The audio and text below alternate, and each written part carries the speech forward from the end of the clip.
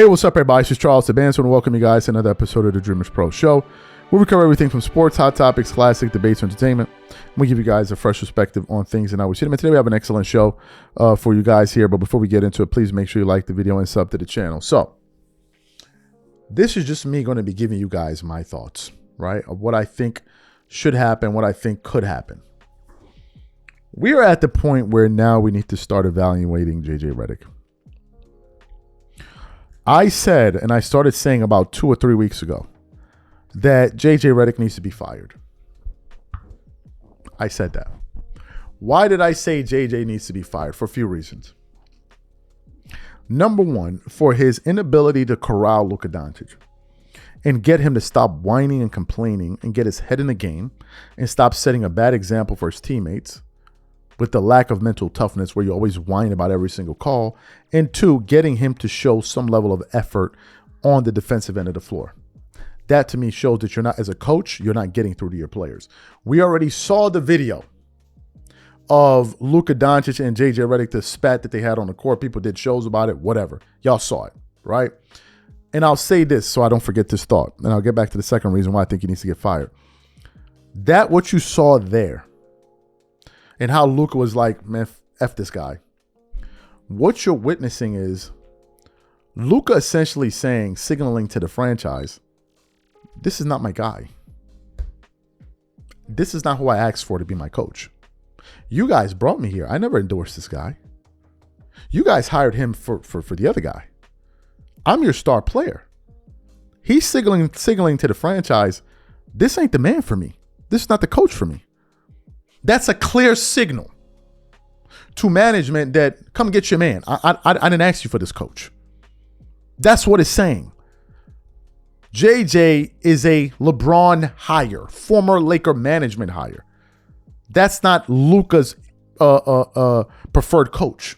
We need to pay attention to that. The second reason I think JJ Redick should be fired, and which is the biggest reason, his unwillingness, or rather will get fired, his unwillingness to bench LeBron James. That is the reason right there. Why am I saying that?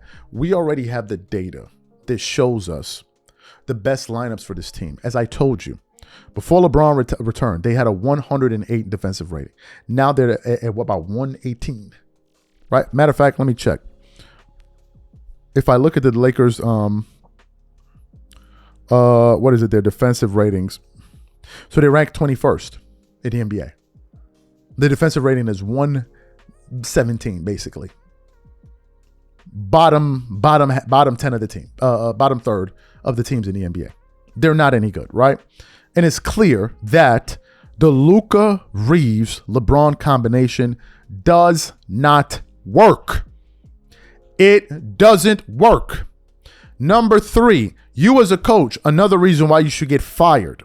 How can you possibly be serious playing a 42-year-old starter minutes? Does that make sense to anybody? When you watch these games, LeBron has zero impact on these games. Zero. In most cases, he's just taking up space on the court. That's not his fault. He's old. It's not his fault. You're old.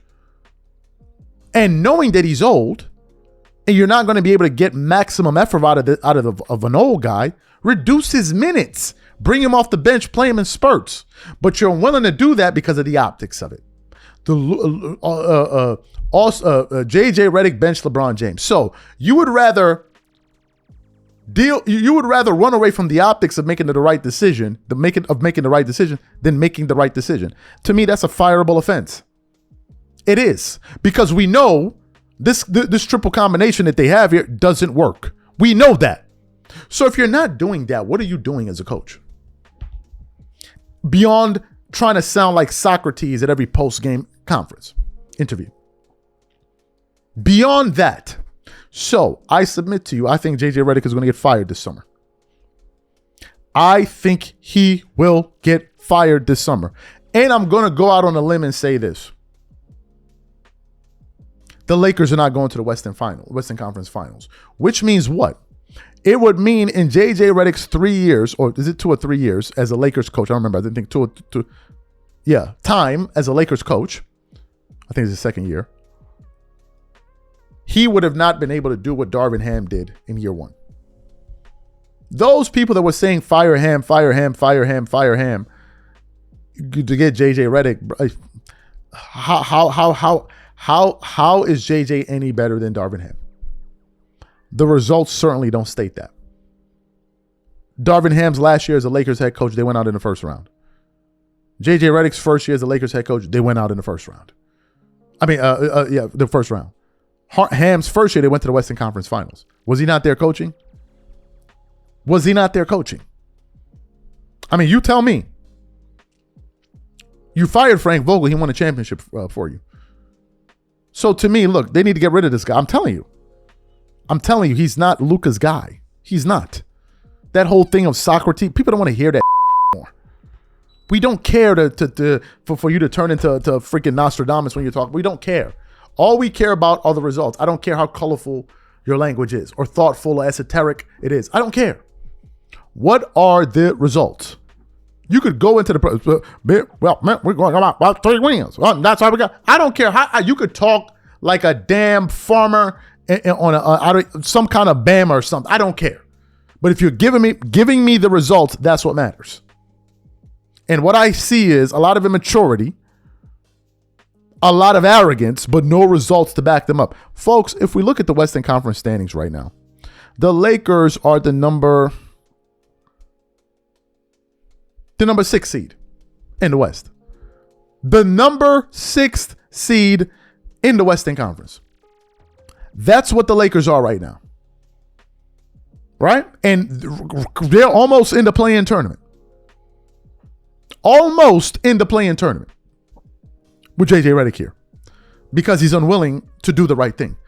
If they had decided to bench LeBron, you would have seen better returns out of this team.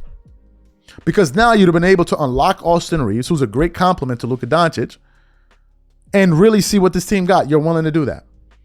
So instead, you're willing to keep LeBron in the starting lineup, which in return hurts your second best player's productivity in Austin Reeves, and then call yourself a good coach. Nah, bro. This dude will get fired at the end of the season, and I'm not going to shed a single tear. Truth be told, he didn't deserve to get the job in the first place because he had absolutely zero experience. Zero experience. He has as much experience coaching an NBA team as I do running a hedge fund on Wall Street. Like quite literally. But somehow he got the coaching gig for one of the most important franchises in the world. You go figure it out. How that happened. These are my thoughts. Whatever you guys think, please leave your thoughts and comments in the comment section. We catch you on the next show. Peace.